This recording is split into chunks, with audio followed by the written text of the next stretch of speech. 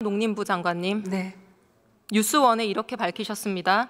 당시 상황은 반대 의견을 말할 수 있는 자리 아니었다. 찬성이냐 반대냐를 묻는 자리 아니었다. 계엄인지 알았으면 국무회의 안 갔을 것이다. 맞습니까? 맞습니다.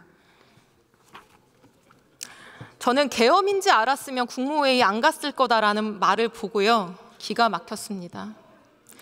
이 나라의 장관이고 최고위직 공무원이라면 적어도 참석을 안 했더라도 대통령의 계엄 사실을 알았으면 어떻게라도 국무회의 가서 목청껏 반대하고 대통령 손목이든 발목이든 잡고 내가 막았을 거다. 문 앞에 들어넣어서라도 막았을 거다. 이렇게 말해야 되는 거 아닙니까? 맞습니다. 들어가세요. 근데 의원님 하나만 말씀드려도 될까요? 네. 네. 그날 저는 10시 10분에서 15분 사이에 회의장에 들어갔는데요. 회의에 시작이 없었습니다. 그러니까 대기하는 상태였다고 보시는 게 좋고요. 저는 전혀 상황을 몰랐기 때문에 무슨 회의를 하는 건지를 여쭈었습니다. 옆에 분에게. 딱 두 글자 들었습니다. 계엄 이런 말을 듣고 너무 놀라서 정말 정신이 없었습니다. 그래서 말도 안 된다, 막아야 됩니다 라고 이야기를 했고요. 그 자리에는 대통령은 계시지 않았습니다. 아닙니다. 네. 그렇게 하겠습니다. 대통령은 언제 들어오셨습니까? 제 기억으로는 그렇게 대기실처럼 앉아 있는 상태에서 대통령께서 들어오셨습니다. 들어오셔서 그 시간을 기억할 수는 없습니다. 무척 짧은 시간 동안 계시다가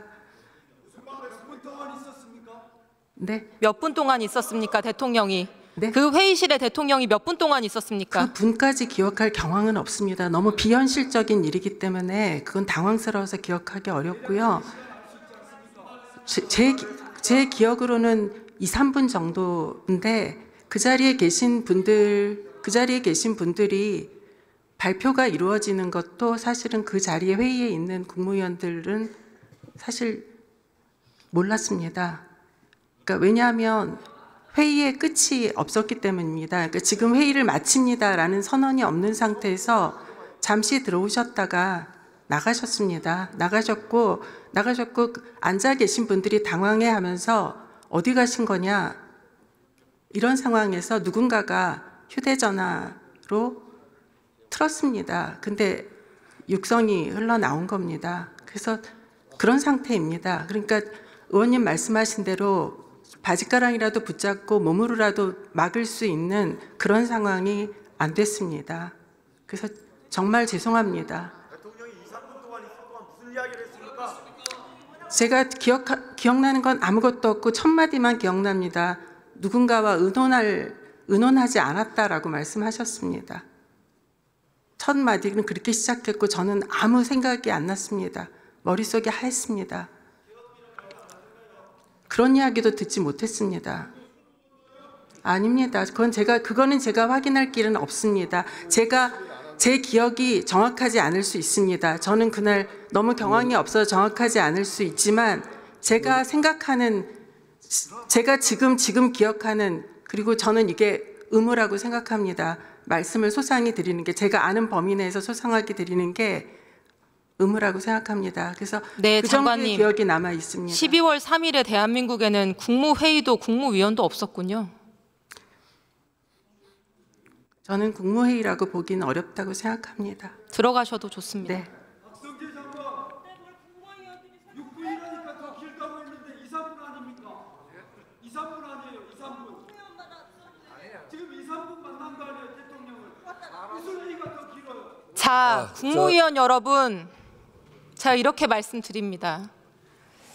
여러분의 침묵과 방관이 지금 이 사태를 만든 겁니다. 12.12 군사반란에 가담했던 이희성 계엄사령관, 주영복 국방부 장관이 여러분들과 똑같은 말을 했었습니다. 재판정에서. 나는 힘이 없었다. 할 수 있는 게 없었다. 슬라이드 보여주세요. 서울고등법원 이렇게 판결했습니다. 다른 사람의 힘에 밀려 그 소임을 다하지 못했다고 변명하는 것은 하급 관료의 일이고 피고인들과 같이 지위가 높고 책임이 막중한 경우에는 이러한 변명이 용납되지 않는다. 여러분보다 지위가 낮은 어떤 군인은 그날 성관이 진입 임무에 항의하다가 구타를 당했고요. 계엄에 차출된 어떤 방첩사 군인들은 편의점에서 라면 먹고 거리를 배회하다가 일부러 시간을 끌었습니다.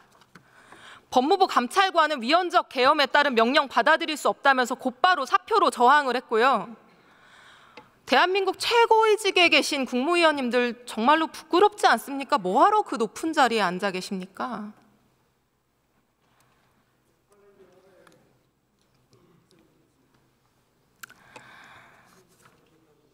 대통령의 계엄은 계엄 사유도 없었고 헌법상 법률상 계엄 효력의 대상이 될 수도 없는 국회를 건드렸고 국회 통고, 국무위원 부서 절차도 생략했고 심의도 없었고 온통 위헌의 위법입니다.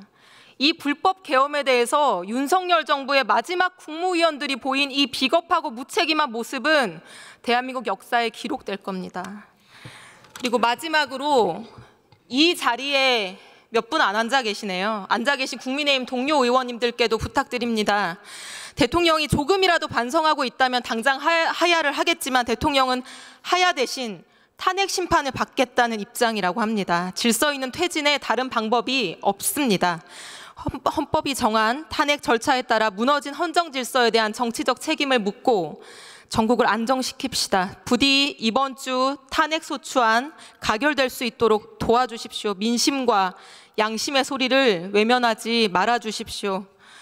이번 주 토요일 반드시 탄핵을 통과시켜서 대한민국 민주주의가 정신 나간 대통령의 폭력보다 훨씬 더 강하고 단단한 것을 보여줍시다. 이상입니다.